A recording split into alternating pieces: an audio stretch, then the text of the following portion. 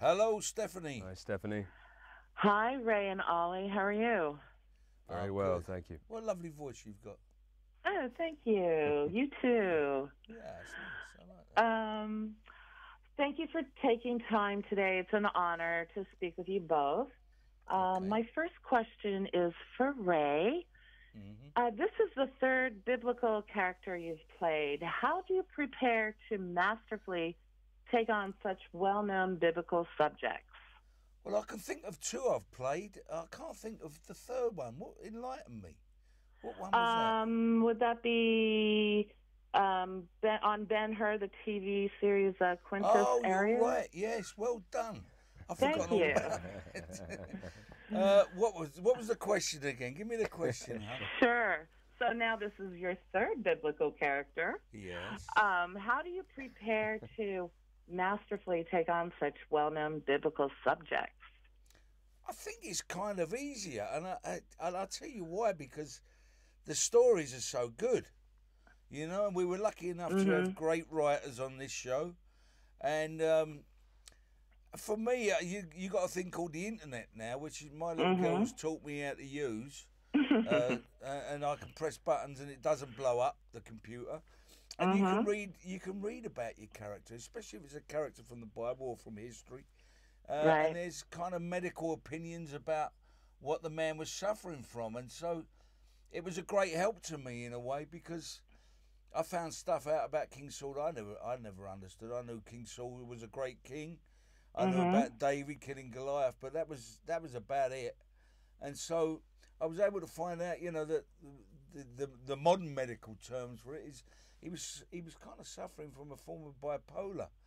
And so that got me really interested in the character, and then seeing the writing for myself and thinking, well, this is a notch above the stuff that I've been looking at before, and being able to take that character over a 9-hour period instead of maybe 2 hours in a film, and really appealed to me. So because I thought there was enough material there, and not just on the page, but what I could bring to it. So it kind of it gave me the bug in a way, to want to come and play this. Great, thank you. Ollie, your character starts out more, I don't want to call him meek, but at a lower level.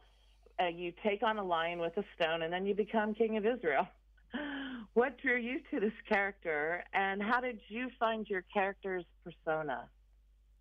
Well, I think you're quite right. He's an interesting one because I think normally in television series, characters change sort of incrementally. You don't see massive, as opposed to a feature film or a play, a character can do a complete 180 within the course of sort of an hour and a half.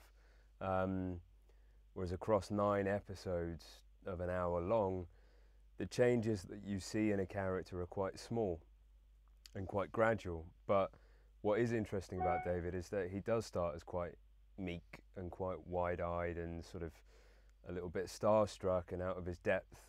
But there's just something in him that is kind of hard, or that there's some sort of metal in him that's ready to get going once he gets into this world and once he starts to gain confidence. And I think that by the time you get at least halfway through the series, and certainly by the end, he's undergone a massive transformation. It's a very different person by episode 9 from the person in episode 1, and I think that was quite an interesting arc or trajectory to kind of investigate. Okay. So, did you do anything special to prepare yourself for these grandiose changes in your character? No, Research or personally, I don't know about you, Ollie, but because we have that time, because we didn't know necessarily what the next script or the script after was going to be, we could kind of, I guess, reflect it in our own way, and then the writing came after, and they'd write for the direction we was taking it in, after the own work we'd done and all that kind of stuff. So in a way, we had a little bit of freedom there, and could perform in the way that we thought the character would go, you know. Yeah. Mm. Yeah, it was quite collaborative between the actors and the writers, really. Great. And what do you like about this version of the story that you're involved in, the storytelling? What is it? You know, I saw the first episode. It's very powerful. What are you enjoying?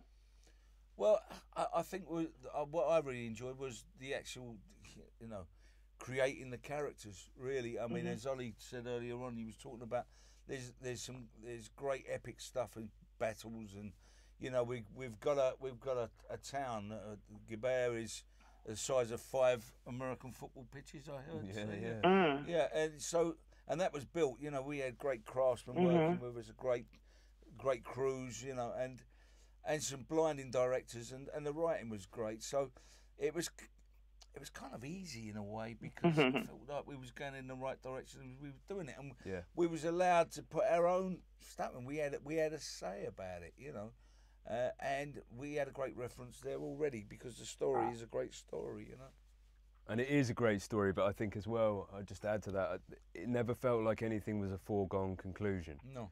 You know, so it's a known story. We know that David beats Goliath, and we know that, you know, other things are very obviously going to happen because they've been written down in Samuel 1, and we've been pretty faithful to that. But somehow the writing managed to make that, you know, not obvious. You're on the edge of your seat. You don't really know if David's going to beat Goliath. I mean, there's an instance that, the fight with Goliath is an epic battle. You know, in the original story, we got David stepping forward with a slingshot, and he takes Goliath out. But you know, in reality, there's a battle going on. You know, people are getting killed, and it's bloody and it's horrible. And the fight between David and Goliath, you know, Goliath's going to win. There's no ifs or buts. And you know, it's the way the fight goes. It's the unforeseen kind of bit of luck, in a way. And whether that comes from God or whether that is just something that happens on a battlefield, that's left for the audience to make up their own mind about, you know. Excellent. Well, thank you so much. I appreciate it, and very excited about seeing all of the other episodes.